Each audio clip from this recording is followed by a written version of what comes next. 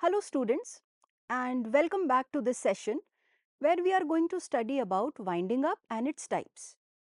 To start with, as per section 2 subsection 94A of the Companies Act, winding up means winding up of a particular company under two acts. First is winding up under the Companies Act and second is liquidation of a company under the Insolvency and Bankruptcy Code 2016.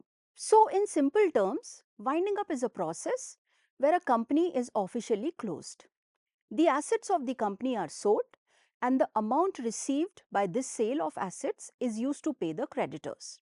If any amount remains after the clearing of the debts of the company, then it is given to the shareholders.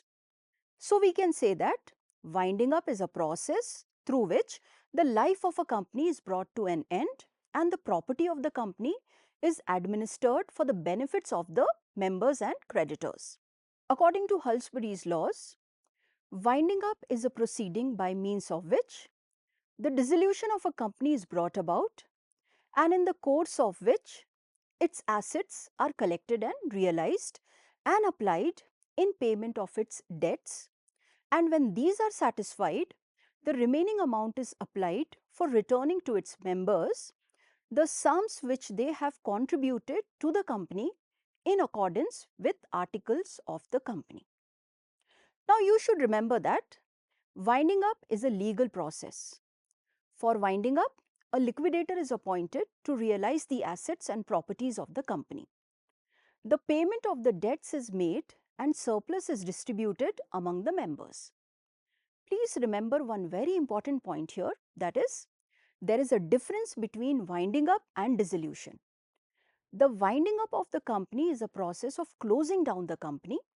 On the other hand, when the affairs of the company are completely wound up, then the process of dissolution for a company takes place.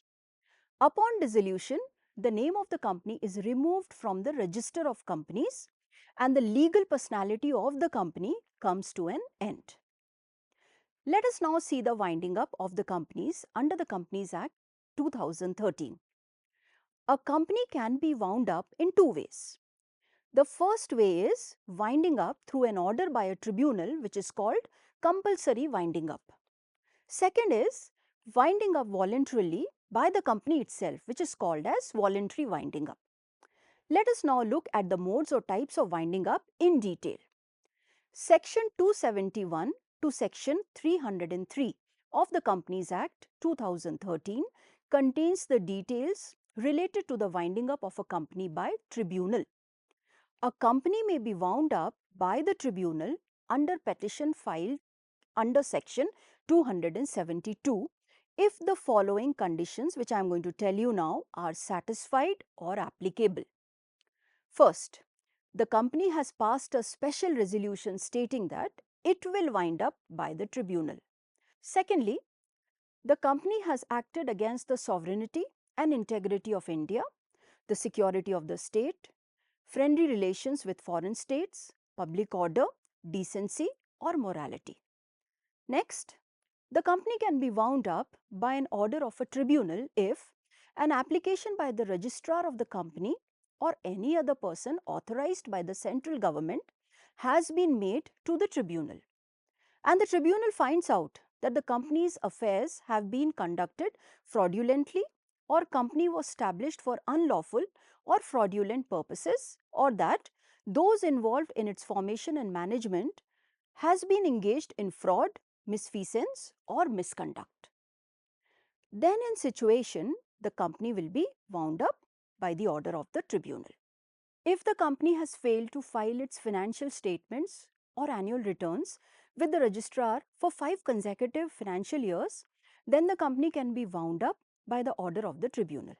Lastly, if the tribunal deems it just and equitable for the company to be wound up, it will pass an order for the winding up of the company. Moving to the second type or second mode of winding up, that is voluntarily winding up. Initially, sections 304 to sections 323 of the Companies Act dealt with provisions related to voluntary winding up. As per the latest rules, these provisions under the Companies Act of 2013 now stand omitted due to Section 255 of Insolvency and Bankruptcy Code of 2016. So, the voluntary winding up of a company is dealt under Chapter 5 of Insolvency and Bankruptcy Code 2016. So, what is this voluntary winding up? Chapter 5 of the Insolvency and Bankruptcy Code of India 2016 deals with voluntary liquidation or winding up of corporate persons. According to Section 59 of the Insolvency and Bankruptcy Code, a corporate person who wants to liquidate itself voluntarily and who has not committed any default can initiate a voluntary liquidation process. Voluntary liquidation of a corporate entity under this section must comply with the conditions and procedures set by the board. For a company to undergo voluntary liquidation, Section 59 further specifies few conditions which must be satisfied.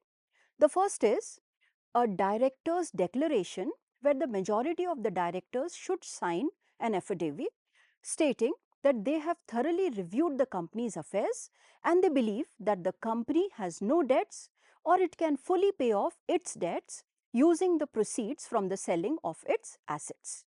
This kind of declaration must accompany with documents like audited financial statements and record of business operations of the company for the previous 2 years. In simple terms, a voluntary winding up is a winding up which is initiated by the company itself, and that's why it is called a voluntary winding up. A voluntary winding up can be of two types. The first is the voluntary winding up which is initiated by the members of the company, and the second is voluntary winding up initiated by the creditors of the company. In case of a voluntary winding up, the company shall from the commencement of the winding up stop to carry on its business except as far as required for the beneficial winding up of its business.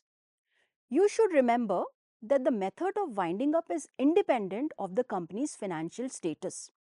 Both solvent and insolvent companies can undergo either method of winding up. Many people associate winding up with insolvency, but you should know that a solvent company can still be wound up for various reasons. These reasons could include the company's lack of future prospects or irreconcilable differences among shareholders or successful completion of its original purpose or any other circumstances. With this, we come to the end of this session. Thank you for listening.